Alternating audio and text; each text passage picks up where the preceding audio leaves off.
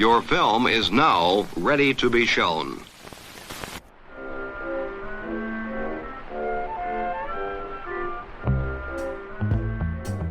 Good morning. I'm Justin Hendricks, editor of Tech Policy Press, a nonprofit media venture intended to provoke new ideas, debate, and discussion at the intersection of technology and democracy. According to reporting in marketing and advertising trade publication The Drum, this year's U.S. election cycle will see record-breaking spend across all media. Within the anticipated $12 billion in spending by politicians and interest groups, digital is expected to attract $3.5 billion. The Drum says that represents a 156% uptick from the 2020 cycle. And of course, the U.S. election is just one of many around the world this year. What can we learn about how digital advertising is being employed in politics and how major social media and search platforms are performing? What data is available for outside researchers to study? Today's guest has spent several years building a suite of capabilities to make political advertising more transparent, including tools for individuals and data and support for academics, researchers, and journalists. His organization also advocates for better policy on political advertising transparency from platforms and regulators. Let's jump right in. My name is Sam Jeffers. I'm the executive director of Who Targets Me. Sam, can you tell my Tech Policy Press listeners what Who Targets Me is and what are its primary objectives? So Who Targets Me is an effort to understand how political advertising is used online. Very simply, we want as much transparency as possible so that we can see what campaigns are doing, how they're using data, how they're spending money, how they're targeting different audiences, and really try and use that to explain a really large part of modern political campaigning. A lot of the genesis for this was looking at how foreign influence campaigns were potentially using paid political advertising, but my background is actually in the campaigning itself. And I think it's just tremendously interesting and helpful for people to understand how their votes are being won, what resources are being spent, and all the rest of it. That really is the goal. Can we tell this story in real time as much as possible? And how many elections have you covered so far?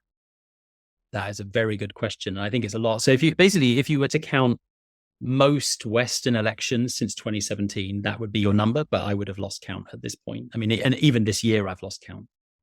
So it's exciting to have the opportunity to talk to someone who has both kind of big picture perspective on the role of political advertising in elections, but also such a granular perspective, so much data you've collected over time.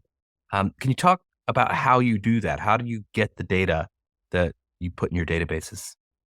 When we started, there was no transparency at all, right? So people were clearly buying large volumes of online political ads on the big platforms.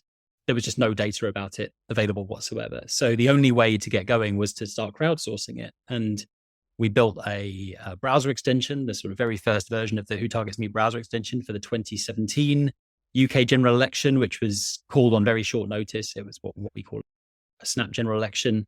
So we had about 6 weeks from the announcement of the election to the vote itself. And because political ads had been such a big part of the 2015 election and a kind of unexpected part of the result, and then obviously the Brexit referendum and then the Trump election as well in 2016, it felt like a fairly important thing to do, to try and reverse engineer how ads were being used. We built this piece of software. We were quite quickly featured in the Guardian newspaper, and overnight we almost had 15,000 people crowdsourcing this data and essentially adding all the ads they saw into a database. That was probably one of the first sort of sizable ad transparency efforts to happen anywhere. By about 2018, the platforms began to release some data. So they realized there was going to be some regulatory pressure coming their way. There was a lot of media pressure coming their way. And whether preemptively or out of the goodness of their heart, it's not for me to say, but they built ad libraries. And those ad libraries began to be sources of data that we could use for this sort of stuff. So in fact, now a lot of our work is looking at ad libraries and ad APIs, pulling data from those in fairly large quantities, and then trying to add context to that information to make it more usable. I think the ad libraries themselves are, in some cases, are fine. In other cases, are quite weak. In one particular case, very poor. And what we try and do is augment that data with good stuff so that we can see who is this advertiser, which party are they affiliated with, how much money have they been spending over time, how can we just expand that out and do that. And then most recently, the ad libraries have started to publish more information about targeting. And then that allows us to look into that aspect as well. So where are those ads showing up geographically? to which demographics, what sorts of interests are they targeting, in what ways are data sources being used to reach people and target them that way. So we've started building more and more dashboards and resources to do that too. Well, I suspect that transparency that started, you say, in 2018 wasn't out of the goodness of their heart. I feel like I remember some fairly large scandals, Cambridge Analytica, of course, being one of the big ones, and then a lot of push by civil society and legislatures in multiple countries around the world to try to ensure this type of transparency. Huge regulatory developments across Europe, especially with the Digital Services Act. When you step back from your perch and you think about the regulatory fabric around political ad transparency or ad transparency more generally at this point, I don't know, where do you think we're at? Are we much, much better off than we were in 2018? I mean, of course, still here in the US, we don't have any comprehensive legislation, but has the general picture improved? Where do you think we're at? I mean, I think the general picture has improved. The ad libraries, they're just better than nothing. I mean, that has to be, nothing was the baseline, and we've moved beyond that. The challenges we face in doing the kind of work we do is there's just a lot of inconsistency in the data. The kind of classic problems of what is a political ad, who is a political advertiser, and what sorts of data might they publish in order to increase their sort of transparency and trustworthiness is not very well defined. Even in the new laws in Europe, those pieces are still being written and worked out. Who gets access to that data? What's exactly in the data sets? How might we compare what an ad on Facebook and Instagram looks like versus what an ad on YouTube and Google looks like? These are treated in quite different ways by those two services and so on. So I think the piece that's out there is we still really have the voluntary transparency is the standard we have now. We don't yet have the formal transparency and the requirements needed. And that stuff probably is coming from the EU. I guess a concern would be that the standard isn't set in a very ambitious way, and you end up with something that doesn't advance the state of the art very far at all, or allows individual services too much flexibility in the way they do things, and you end up with a lack of comparability. That would be my primary concern right now, and that's some of the sort of advocacy we're trying to do, where we're trying to shout about the standard we're expecting of this regulation and hope that it ultimately meets it. So the hope is that the platforms will provide more data that you can crunch and analyze. But are you still collecting data from volunteers, folks who are using that extension and providing you with their data on a voluntary basis? Yeah. And we're doing that because the standard of transparency from the platforms we don't think is quite high enough. If you take one example, YouTube particularly has just a very narrow definition of what a political ad is, right? It's mostly sort of candidate ads, people running at sort of federal and state level. It doesn't really involve local stuff. It doesn't offer ad transparency at all in lots and lots of countries around the world. It focuses on the markets where it might take a bit of that media pressure and get dragged through the mud for doing bad things.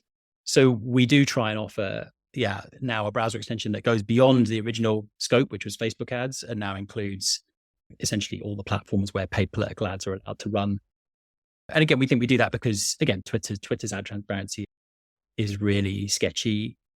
I still will call it Twitter for the rest of my days. But yeah, it's really sketchy, particularly outside the US.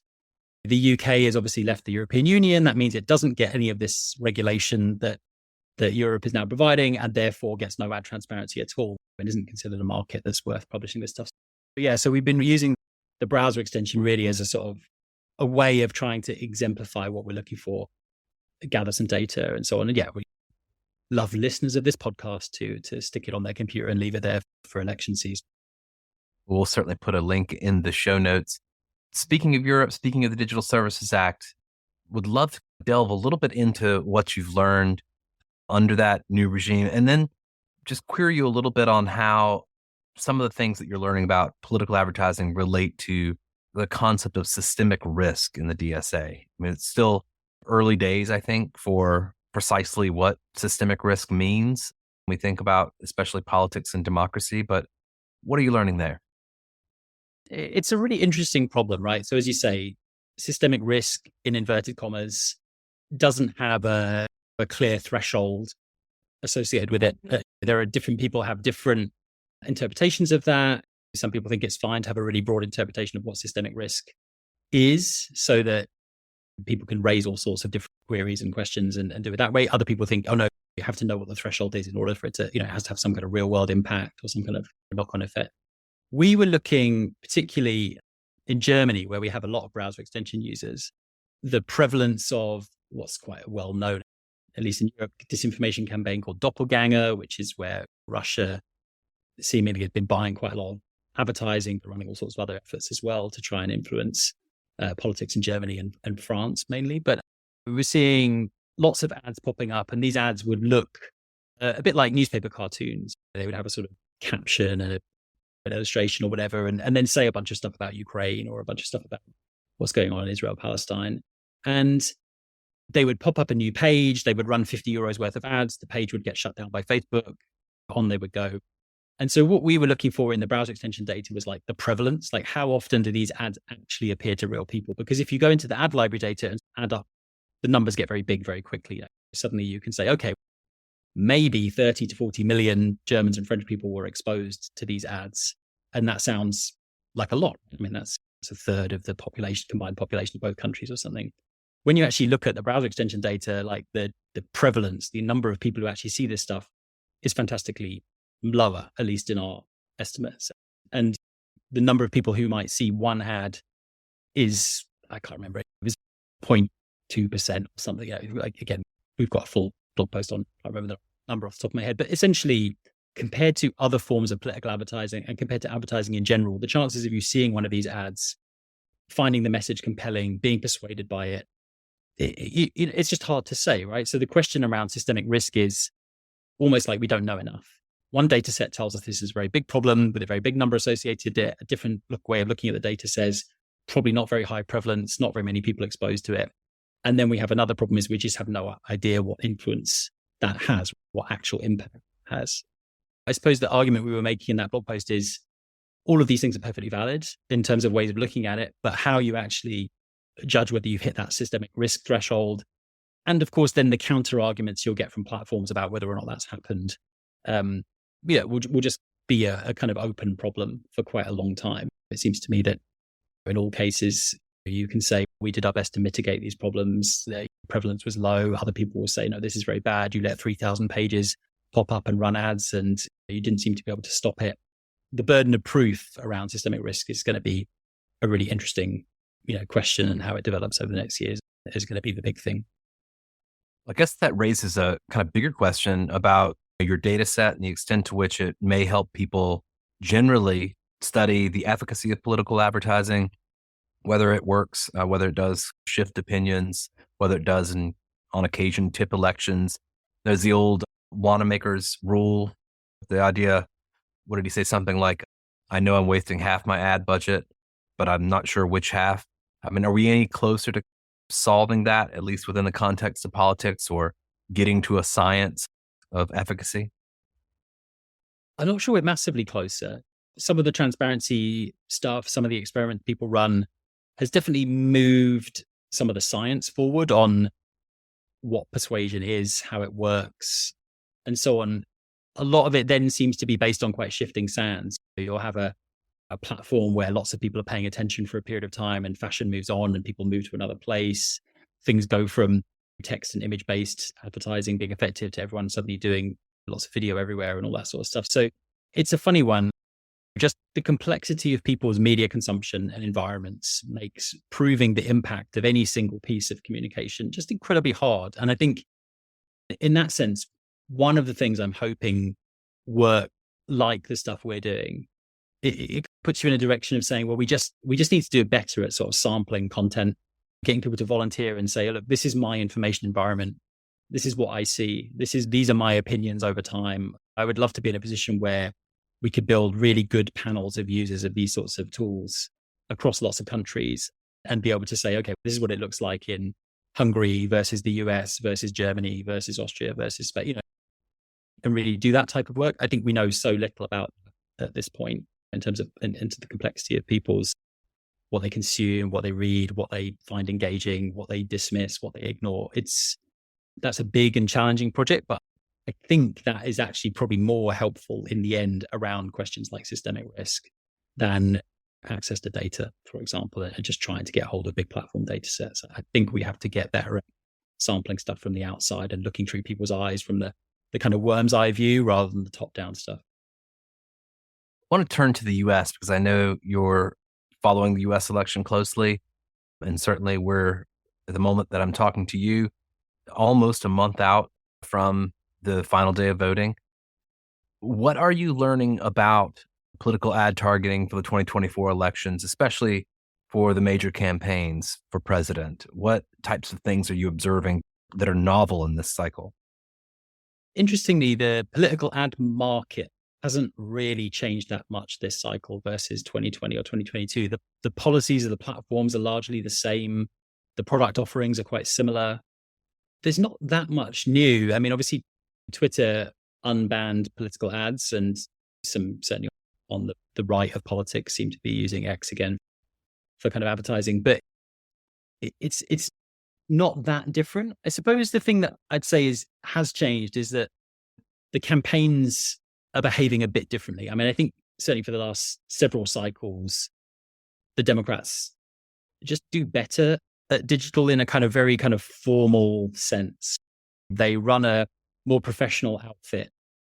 They run lots of ads. They spend loads of money. They fundraise quite successfully. They switch well from fundraising from big states to targeting swing states with the messaging stuff and mobilization, all that sort of stuff. If you were to look at the Trump campaign this time, you'd wonder if there was a campaign there at all. There's lots of fundraising. There's lots of come to my rallies. There isn't the rest of it. There's no policy stuff at all. There's nothing really in terms of mobilization and getting out the vote. They do nothing in terms of voter registration, and they spend much less money. And it's almost as if there's this kind of, the charitable interpretation of that would be to say Trump knows what his campaigning, how his campaigning works. You know, he is such a kind of giant planet in the solar system, all gravity, everything is attracted to him, and you can't really escape it. The other side of it is that he's just so obsessed with TV and just doing things the way he thinks he can get attention. He doesn't run a kind of professional outfit. And that is quite a big change from what people interpreted say 2016, when he actually did win the election, that he was very good at Facebook and Brad Parscale knew what he was doing and they ran a disciplined and professional thing. That just doesn't appear to be the case this time. So if he wins, it will be for other reasons, I think is probably my prediction. There have been some changes in the US, and certainly since the last political cycle. I mean, I know there was a big judgment against Facebook, some changes to the way that the platforms allow or disallow targeting based on certain factors, sensitive factors like race, ethnicity. What are you seeing there? Are campaigns figuring out a way around that? So we've just put together a new dashboard where we're aggregating all of the kind of interest-based targeting, right? So the very classic Facebook targeting of, I want to target you because you're interested in baseball or something. We've aggregated all of the reasons that advertisers are using to try and reach voters, and done that for thousands of Republican pages, thousands of Democrat pages. And what we see is just a ton of competition over Latino type stuff. And it's not that you're targeting Latinos directly, it's targeting people who watch certain TV programs, who have come from certain parts of Mexico, who have, it's so obviously sort of race-based proxy targeting. It's faintly ridiculous to claim that the policy was a ban on this stuff. I suppose the question is whether or not that feels, how problematic that feels. I mean, the way I see political ads is that they're a combination of money, message, and targeting. And so in some senses, you can say, this is very good. It's pro-voting, it's pro-voter registration, it's putting information in front of voters in Spanish language or whatever. You can say there are legitimate reasons to do this type of targeting. The flip side is if you use that for voter suppression, if you're using that to spread disinformation, if you're using that in other ways, then that's obviously hugely problematic. I think the thing that we, again, would always like to see in terms of transparency is just clarity that people aren't using those sorts of things in a negative or problematic way, and that they're generally doing it in a sort of pro-social, pro-democratic fashion. Latino voters are a major target for both campaigns and a place where we're seeing a lot of rhetoric play out. What about election denial as a kind of factor in political advertising? What are you seeing there? It's a good question. I think the answer is, at least as far as I can see on Meta and Google, Not a lot, but we could be wrong, and it's not specific focus of what we're looking at the moment. What other trends are you seeing with regard to political advertising in this election cycle that you think are notable? The main thing about the political ads we're seeing this time are, I'm just struck by how much the Harris campaign is outspending the Trump campaign. It has been going on for months, but it has been massive. And only very recently, with a few weeks to go, has the Trump campaign at least doubled its spending, and it's still spending 5 times less money than the Harris campaign on political ads on Facebook, for example. The gap is narrower on YouTube. It's just a massive resource gap. I think we've also seen, as you might expect, that the Harris campaign is really dominating the swing states as well in terms of spending at the moment. Like, they're very much more geographically focused on the places where they need to win. The Trump campaign isn't doing any of that. It's almost weird. Here's 7 or 8 states that are going to make all of the difference in this election. If you go back to 2016, where Hillary didn't spend enough money in Wisconsin and it cost her the election or something, if Trump loses, one clear reason will be he didn't either raise enough money or spend enough money in the places where the election was actually decided. It's almost funny, like comic, to be able to see that happening in real time a month out before the election. In 2016, we had to wait for the post-mortem and what happened. Now you can say, look, that would be a reason why he might lose. And you can see it a month ahead of time. And he can see it too, right? His campaign can see it, and it doesn't seem to matter. I want to look ahead a little bit. There's a lot of talk about generative AI. There's a lot of talk about the kind of combination of the ability to generate synthetic media alongside targeted information about the potential viewer. There's a sort of expectation that political advertising, as well as all advertising, may be very different in a few years' time because of artificial intelligence. How do you imagine being able to follow those things or study those things? How does data collection change for you? How do your methodologies have to shift? I think if that happens, I think it will be very challenging. We already have very personalized media environments, right? Everyone's making their own choices about what they follow and which services they use and so on. But it's going to be very difficult if we get to the point of, AI agents bringing you customized political messages on a plate, personalized video ads with candidates saying things they never actually said, but fully endorsed by them and all the rest of it. I do think there's been a lot of excessive hype about AI in elections in 2024. I think that was always misplaced. I'm quite happy to say we wrote about that well before it didn't materialize, and that we were fairly confident that campaigns weren't going to use it, that it wasn't going to be something that platforms were particularly going to allow to happen. And I think at the moment, it still feels like quite a big technical gap between the way we actually consume our information online, which is predominantly through social media platforms, and the technical ability to actually create that level of kind of personalization and customization. It feels a way off. It's quite expensive to do. Certainly for a campaign, the risk at the moment of tools going off and saying things they shouldn't be saying things that aren't true, just messing up basically, is too high for you to employ those tools on your behalf. Again, maybe at the beginning of this year, I was talking to people who said, oh no, look, AI is going to make all of our fundraising phone calls for us, and you're going to chat back and forward with it, and that's going to happen this year, and you're going to really welcome it because someone speaking in the candidate's voice is going to ring you up and it's going to sound very personalized and all the rest of it. None of that is really technically possible in a reliable way at the moment. So I think the technology has to come along. I think the platforms are going to have to allow that sort of stuff to happen. Obviously, I think regulation is going to have to allow that stuff to happen as well. And so therefore, it might be a bit further off than you think. Obviously, one eye on that will be about how you build in some transparency and accountability to anything like coming along the line as it happens, rather than waiting for it to have some sort of effect, or at least worry people and scare people before you do anything about it. So fingers crossed that we don't wait until 2018 after 2016 this time around. So as someone else who runs a small organization that focuses on tech accountability, how do you imagine the next few years? Things are changing. The kind of, I think, tech accountability movement is changing. The threats and challenges are changing. The interests of funders and even researchers in this space are changing. How are you thinking about the future of Who Targets Me?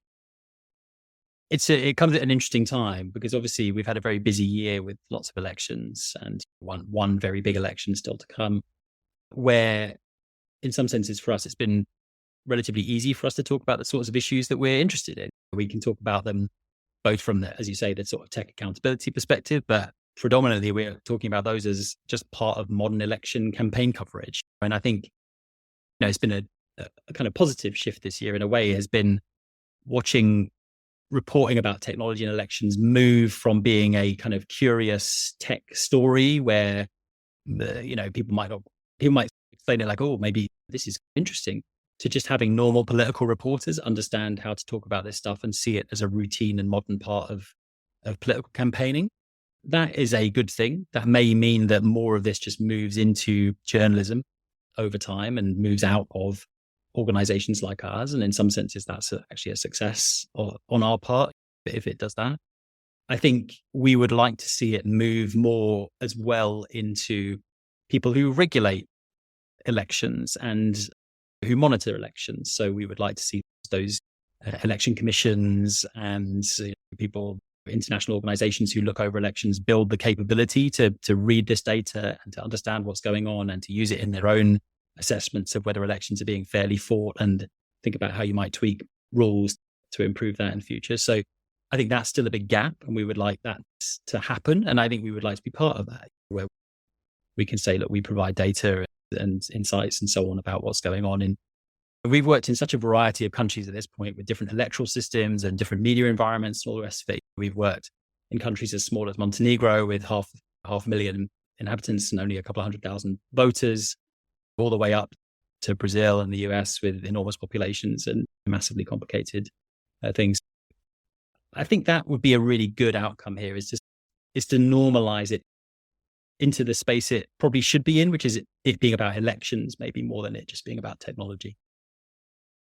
Those seem like good ambitions and certainly incredible track record for Who Targets Me over these last few years. Grateful for all the work that you're doing and wonder if there are any other call outs to our listeners, ways they can get involved other than installing that extension.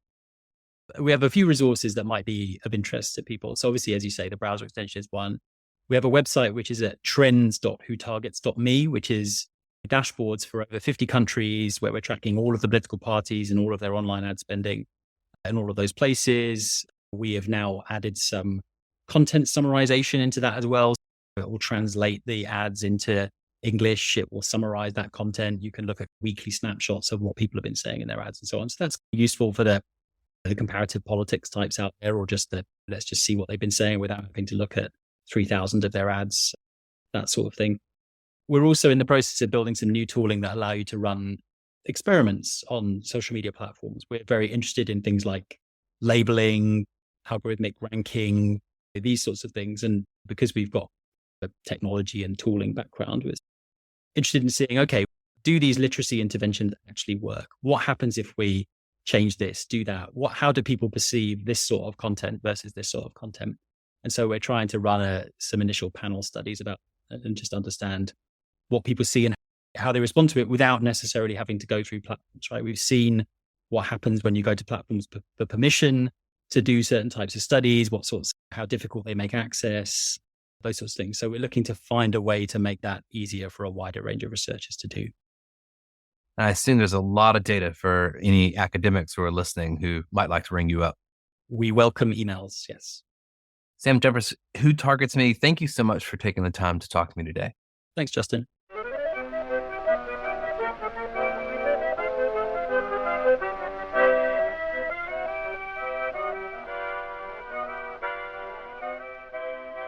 That's it for this episode. I hope you'll send your feedback. You can write to me at justin@techpolicy.press. Thanks to my guest, thanks to my co-founder, Brian Jones, and thank you for listening.